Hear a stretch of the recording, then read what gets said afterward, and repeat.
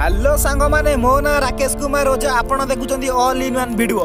जदि आपण माने आम चैनल रे नुआ आछंदी ताहले चैनल को सब्सक्राइब करंदु ओ पाखरे दिवा बेल आइकन घंटी को दबाई दियंतु जहा द्वारा मु जेबे वीडियो अपलोड करबी आपण पाखु सर्वप्रथम पहुंची जिवो। जदि वीडियोटी भल लागुताय ताहले निश्चय लाइक करिवे, कमेंट करिवे, शेयर करिवे, जहा इच्छा ता करिवे।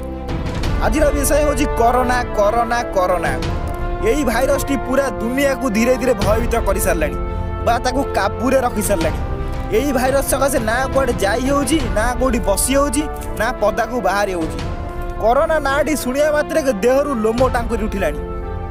यही भाइरस टी प्राय 3000 लोकंकर 3000 रु 4000 लोकंकर जीवन नहीं गलानी। तथापि आम सरकार कोरोना पई युद्ध आरंभ कर सारलेनी। एथि पई आम राज्य रे प्राय 5टी जिला और 8टी शहर ताला बंद रही। यही नियमटी मार्च 29 तारिख जाए लागू रहे बोली आम राज्य सरकार कहते, जहाँ द्वारा प्राय किछिटा जिला और शहर मानक लोक जनगहली कमिबार देखाई। 5टी जिला मानक मध्य रही कटक, खोर्धा, केन्द्रापड़ा, गंजाम और अनुगुल बंद रही। ठीक से 8टी शहर मानक मध्य है संबलपुर, झारसुगुड़ा, बालेश्वर, राउरकेला, भद्रक, पुरी, जाजपुर रोड और जाजपुर टाउन मध्य बंद रही। यही ताला बंद नियम सकाशे सीना शहर मानक जनगहली कमिगला किंतु हाट बजार मानक मध्य जनगहली कमुना। मोर भाई और भौणी मानक हाथ जोड़ी नमस्कार करी कहूँ, दयाकोरी सरकार यही नियमटी को पालन करूँ। मार्च 29 तारिख जाए पालन करूँ। जदि आपण कि जरूरी काम थाए ताहले पदा को बाहरतु, नचेत पदा को बाहरतु ना।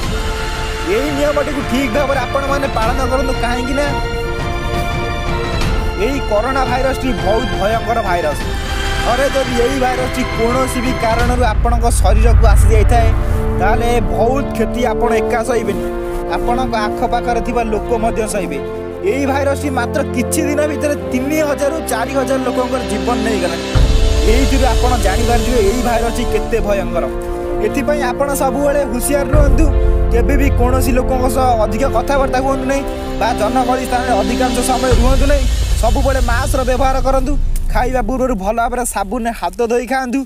आखि नाक पाटी को हाथ सफा कर स्पर्श करूँ। सर्वसाधारण स्थान में छेप बा खंकार पकातु नहीं बा क्या अधिक मिलामिशा हूँ नहीं। जदि आम निजे सचेतन हो धीरे धीरे सबकि ठीक हो। तथापि किसी स्थान में देखा मिली लोक मैंने गाड़ी धरी पदा को बाहर। एथिपाई प्रधानमंत्री नरेंद्र मोदी ट्वीट करी कहते जे लोक मैंने से नियम को ठीक भाव में पालन करूना। एथिपाई पुलिस प्रशासन सजग रही। जदि केउ लोक मैंने पदा को बाहर से शीघ्र फेरिया पुलिस कहूँ बा पदा को न बाहरिया कहूँ। केवल जरूरी काम थे पदा को बाहर, नचेत पदा को बाहरतु नहीं। यही नियम को मार्च 29 तारिख में पालन करने को आपण मानक अनुरोध। आमे जदि निजे सचेतन हो धीरे धीरे सबकि ठीक हो।